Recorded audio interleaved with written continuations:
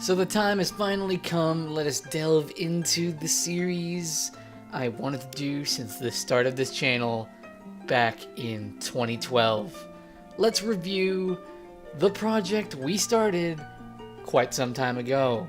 So before we get fully into this, let me explain what's happening here so you're not exactly too confused. This show idea came to me way back when. I always looked at reviewers and always loved seeing creative and interesting reviews, but I always wanted to do things a little differently in terms of how I produce it. See, it's no strange wonder that people tend to pick the footage they want to show in the review. Now, while I will be picking out the footage I want to show in the actual review itself, I want to make sure the entire game is available on the channel. Whether it be a game I've played before and enjoyed, or a game that's relatively new and people just want to see it, first impressions, or a game that I'm quite familiar with, I want to put it all up on my channel before reviewing it so that anybody who wants to see the game fully done through, or wants to look through specific parts of a game, can do it fairly easily without having to go searching through various videos of differing quality. I hope this concept appeals to you, and we're going to start this series off right with The Legend of Zelda Skyward Sword, the first project fully done on this channel with this concept in mind. The Legend of Zelda Skyward Sword. It's no secret that this is my favorite game. I've stated this many times throughout the project. I love the Zelda franchise. It's one I've kept close to my heart since childhood. This particular game came out at a time where my own relationship was blossoming, and I have no doubts that helped me create a bias towards the game. This video is my review of both the game itself, having 100% completed it with you watching it, as well as my own review of how I did in this Let's Play from my own eyes. Warning: if you haven't seen the series or played the game yourself, I advise you to do that, as I will cover some spoilers in the game. You've been warned. So what will we be looking at? Well, this review series will be visiting a few key factors in what makes a game. First, we'll look at how it looks, graphics. This will include fidelity, art style, frame rate, and all manner of standout points of how the game looks. We'll start with this segment because this is the first part of the game you will see when you first open it up, and it's what has the lasting impact. Second, we'll delve into the story. Many games have a deep plot and many do not. This won't stop you from looking into the game and fully discovering if it's something that will deserve a higher ranking or not, but it is something that can appeal to a player's senses or otherwise. Lastly, we'll just discuss the gameplay. The most important factor is how a game feels and how it plays. If the game's no fun, then why play it? So let's delve into Skyward Sword then.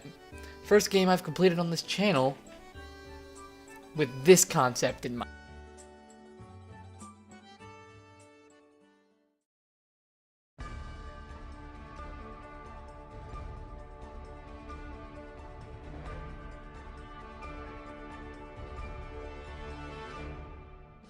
Skyward Sword uses watercolor to get around the limitation of the Wii. Now, I know I'm not the first to say it, nor am I the last. The Wii is not a powerful system in terms of graphical fidelity. That doesn't stop Nintendo from making beautiful games, and Skyward Sword is no exception. Areas look gorgeous up close. Each area feels unique and in place. In Darko's areas, the lighting stood out, and they used it well. Fire lit up Link's tunic and the ground as needed, or they used dynamic lighting to keep a scene bright and charming, even in areas in the game that were a bit dark.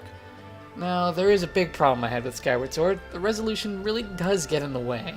If you look into the distance, many textures blend together, and that's part of the watercolor, but with the lowered resolution it ends up looking rather bad. I can't help but wish that we'd have gotten the game in HD on the Wii U. Small fact, actually, Skyward Sword was built with HD textures. Modders found this when putting the ISOs, the game's files, on a Dolphin emulator, and the game looks amazing in HD. We can only hope that we'll get HD re-release with Twilight Princess and Skyward Sword. Can you not imagine how beautiful that would look? I'm extremely excited for it, even if it's not been announced yet. You know, the fans are crying for Majora's Mask, and I bet you we would get that way before seeing an HD re-release of Twilight Princess or Skyward Sword. Now, when it comes to the game's frame rate, the game runs at a consistent 30 frames per second, having very few instances where it will slow down. The frame rate doesn't necessarily drop as things don't look choppy, but the game moves at a slower pace, which allows every frame to move by. This is a standard thing where frames aren't skipped, but they are indeed slowed down. It's a technique used in some games, but very seldom seen nowadays, as people prefer choppy over slow. The animation quality is top-notch in many cases, and in some places it looks rather silly. In cutscenes, the game's animation between characters is jaw-droppingly good for the Wii. The characters have a lot of life to them. There is a lot more depth in terms of movement and animation. But then you go to areas where you're just talking to random people. One of the main characters in the game, Groose, is a very key point to this. He moves with a lot of character and life in many of the cutscenes, but when you're just talking to him, even in moments where he's supposed to be scared, he has a smug look on his face and moves with a very douche-like movement, when in fact he should be scared or caring in his movement. So this is a very key aspect that can sometimes get in the way, but it's very seldom in places, and the game looks very good for what the Wii can put out. Again, this is a Wii game. So you can expect some lowered quality in comparison to the Xbox 360 and PS3 at the time of release.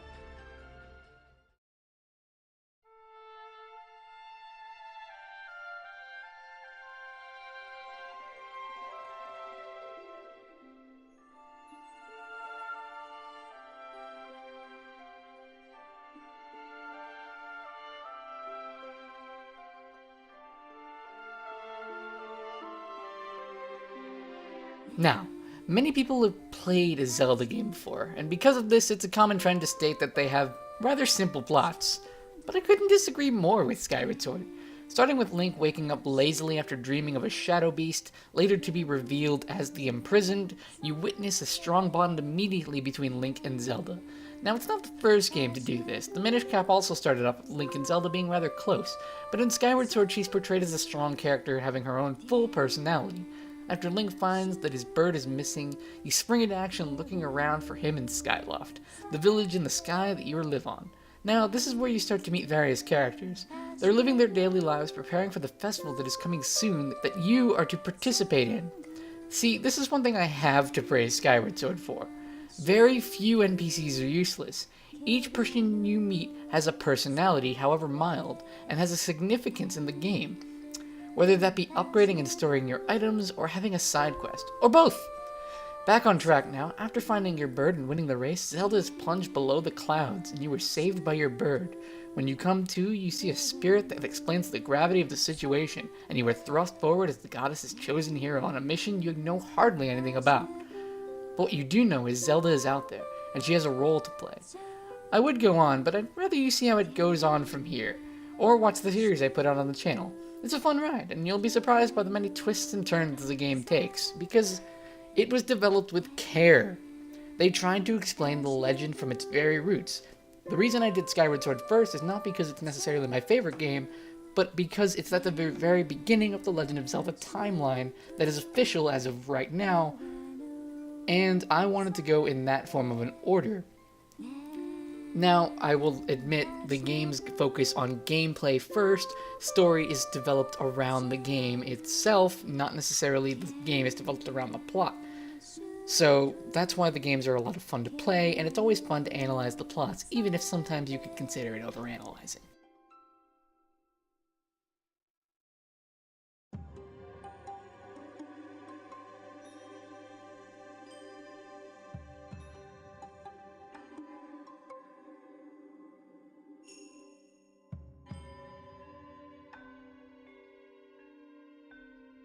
Oh boy, the gameplay.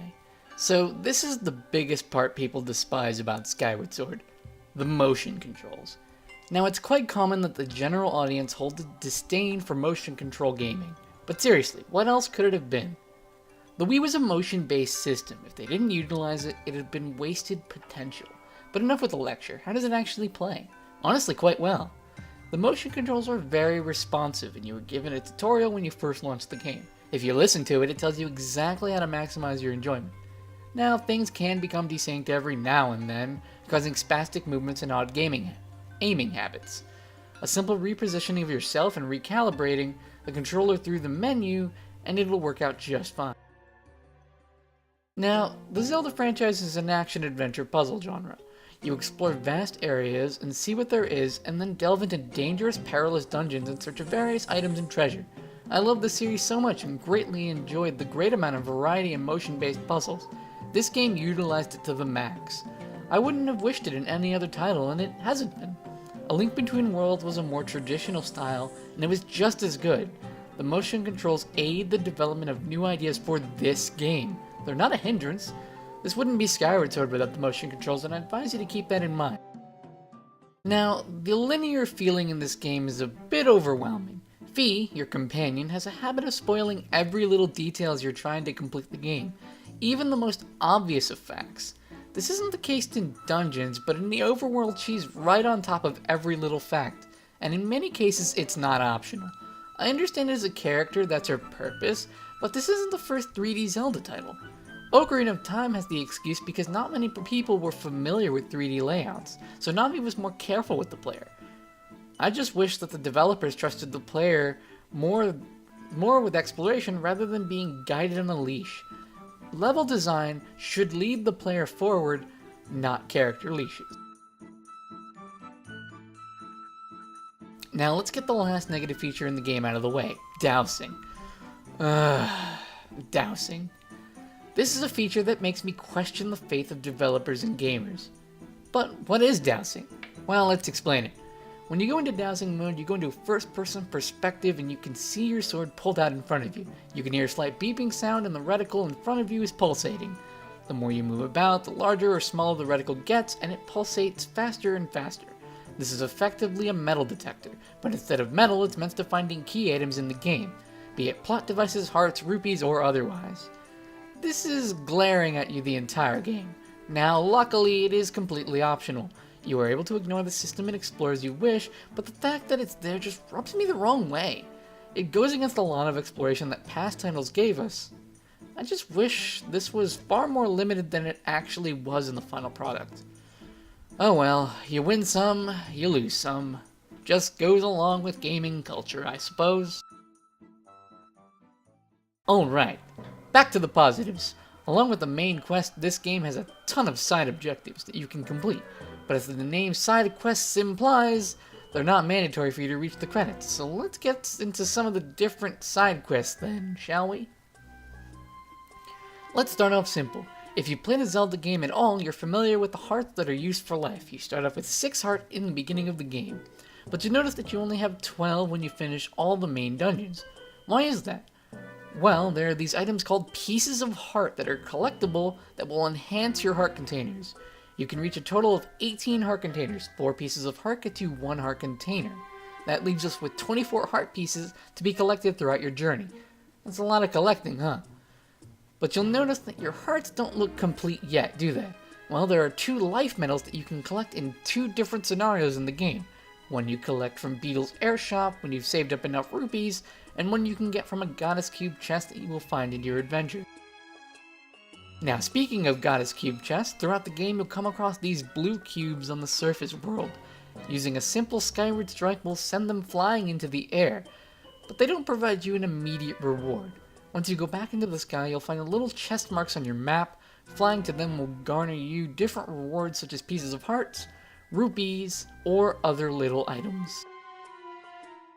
Lastly, there is one major side quest you'll be doing the entire game. Gratitude Crystals, or Gratitude Crackles as we'll be calling them. After finding Kukahel when you've completed the Skyview Temple, you'll be granted a unique challenge. Make the people of Skyloft happy and help that poor demon Batro become human as he may, so that he may happily live among humans. This doesn't really fall under one quest, but is something you get for completing the various side quests during the entire game. All of the side quests range from fun and simple to infuriatingly difficult and awkward, Some of the minigames made me want to cry. Seriously. They really, really made me want to cry. I had tears on my controller! Now, as for dungeon design, every area in the game has 2 dungeons to explore. One that you'll get when you first get there, and a second dungeon you'll find as about halfway through your journey. The dungeons themselves are very focused on the motion control gaming that you have, as well as a specific item you'll find inside of the dungeon. Let's take the sand ship, for example. This dungeon I particularly disliked, as it is one dungeon that I do not feel was exactly designed all too well. Now, it wasn't exactly that it was not easy to figure out, it's that every little mistake would cause tedious amounts of retracking. So you would get the bow and arrow, and what this would do was you would be able to hit a little time shift stone through a grate in the various areas of the ship. Hitting this stone would turn the boat into the past era so that you could explore different parts, and you would constantly have to switch between the different time eras to explore the different parts of the ship. This is a glorious concept on paper, but in execution it was rather weak. But that itself is the basic design of each dungeon. There's a particular theme surrounding them, an item you collect that will help you explore most of the dungeon that you couldn't explore when you first got there, as well as a boss fight that will be a more combat-based challenge, sometimes involving the item, sometimes it doesn't. The last thing I wanted to talk about, which is the final negative, is the amount of exploration you get in Skyward Sword. In previous Zelda titles, you could explore a massive hub world at your own pace. You could go to areas you weren't allowed to see yet, such as the Gerudo Desert and Ocarina of Time, where you would go there as a child, but you didn't exactly know how to get anywhere further. You could explore at your own pace. Skyward Sword is very limiting in this regard. Now, while it does have the plus of having a stamina meter, where you can move at a much faster pace, the game doesn't really have much to use it for. There are puzzles involving the stamina meter, and that's pretty cool, but in terms of exploration, you're just kind of going through stages, it felt like, rather than going through an actual cohesive connected world. It would have been cool to have areas that connected the different zones on the surface, rather than having you fly up into the sky, fly over to the next area, and drop down. It just felt a little disjointed, and that really impedes some of the parts of this game, especially when you're looking for certain collectibles and such. It just becomes a bit of a hassle. I didn't like the exploration. It was the weakest component. But that being said, let's get to the final little bit, shall we? Skyward Sword is by no means the perfect game. It has its flaws. And since I'm forced to look objectively, I can't gush and praise it at every point in time. It's a great game worthy of the Nintendo seal and worthy of the Zelda lineage. With that in mind, I strongly urge anyone to go out and purchase the game yourself, as it is a great time. If I have to grace you with a score, I would give The Legend of Zelda Skyward Sword an 8 out of 10. Now, an 8 out of 10 is a great game. 5 out of 10 would be average, so you're looking that it's 3 scores higher. 10 is a perfect game, 9 is a near perfect game, 8 is a great game. The reason I would say it's not near perfect as 9 out of 10, despite my personal biases, is because it has plenty of things that do hold it back. I really wish this wasn't the case, but looking objectively, I would give it an 8 out of 10. That's a very good score. This means that you should definitely go out and purchase it if you haven't already. If you need more help, remember that I have done a full Let's Play of this game to show my entire impressions, my entire thoughts of the game in very drawn-out detail. I just wish that it wasn't exactly so long, but we'll get into that later. So as I said, before we close this video off, I said I'd review how I did as a Let's Player. Well, here we go. I utterly despise how long this project took to complete. 8 months is too long when in reality, it should have taken about 3. Because of how off I was in keeping up, I don't have a stable persona all the way through. The beginning of this series is very different from how I am now, and that's a little off-putting. I'm pretty sure anyone who watches this series from the beginning will honestly avoid it. And honestly, I think that's a bit upsetting. I put a lot of work into it, but I can understand where people come from. With that said, I'll give this Let's Play my rating of first Let's Play status. What does that mean? Well, it's the first real definitive project I've done since, well, in quite some time. I've Let's Played in the past, but I've done it very lazily. I was trying my hardest to find a style I liked, and halfway through, I did it. It's a clunky project, but it'll hold a special place in my heart as where I truly started my channel.